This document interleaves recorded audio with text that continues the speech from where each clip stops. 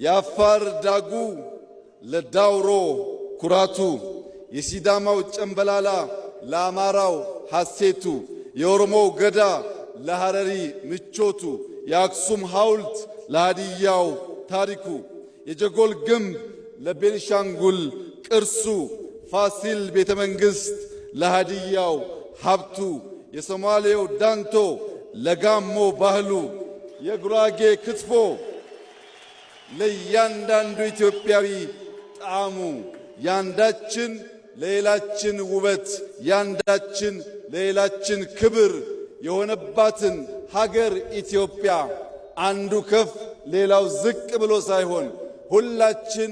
እኩል ሆነን በወንድማማች ዓይን ተያይተን በመደመር እሳቤ የበለጸገች ኢትዮጵያን ለልጆቻችን እንድናሻግር አደራ ልላችሁ እወዳለሁ።